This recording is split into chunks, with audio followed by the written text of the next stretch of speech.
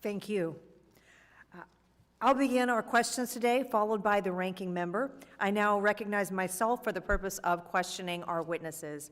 Secretary Allen, I'll start with you and follow up on your testimony that related to your efforts to have accurate and contemporary voter rolls.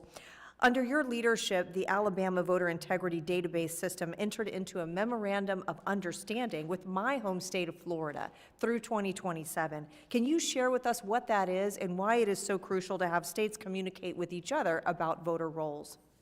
Yes, ma'am, thank you. It is vitally important that states talk to each other, and we have been so very, very proud of these memorandums of understanding, not only with the state of Florida, but with Georgia and Tennessee and Mississippi and Louisiana, Arkansas, Kentucky, and most recently Texas. Those are vitally important to have a bilateral agreement to where we can get our IT departments to talk to each other to make sure that we do not have anyone that is double registered in both states. And we are very, very proud of this effort. We have exchanged data with a number of states so far, and we found over 40,000 individuals that were double registered in other states as well as Alabama. And tell us what sort of adjudication process occurs when you do identify somebody who appears to be registered in more than one location.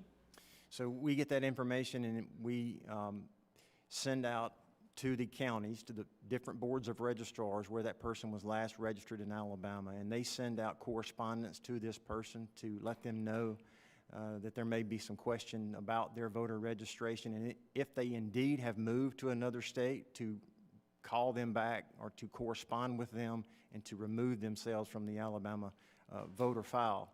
If they do not correspond with us, there's a time period for the, in conjunction with the NVRA, that places them on a pathway to removal. So we don't remove them instantly, we put them on a pathway in case they do not call the state of Alabama to remove themselves.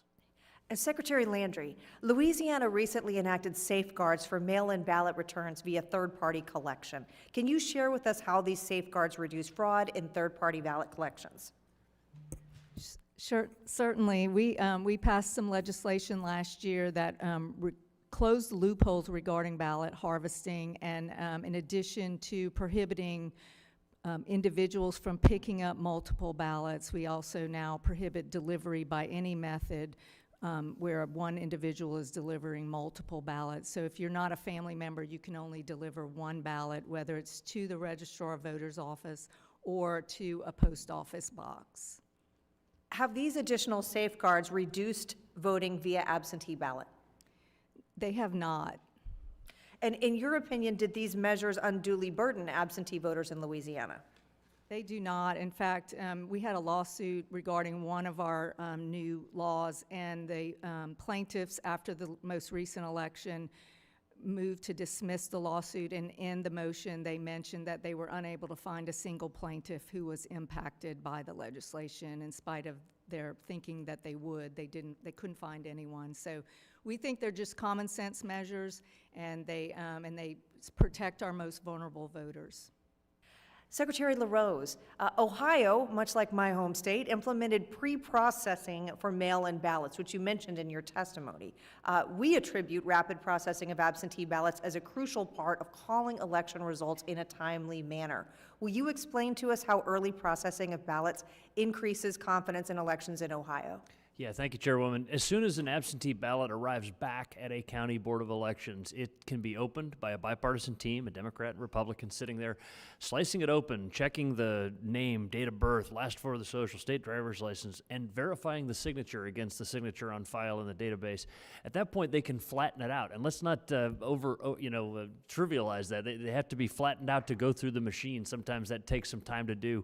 They flatten those ballots out, and they're ready to scan so that on election night, at 7:30 p.m. precisely, the very first ballots counted are those early votes and absentee votes, because they're all processed and ready to go. And tell us, if you would, around what time was Ohio able to call a race for the presidency on election night? It was in the 10 p.m. hour, and we were at 90% reported by 11 p.m. However, that last 10% took us until about 3 a.m. because we had a few counties that needed some help. But before everybody went home for the night, we had every vote counted, every election day vote counted and reported. Thank you, Secretary LaRose. I now recognize Ranking Member Sewell for 5 minutes for the purpose of questioning our witnesses.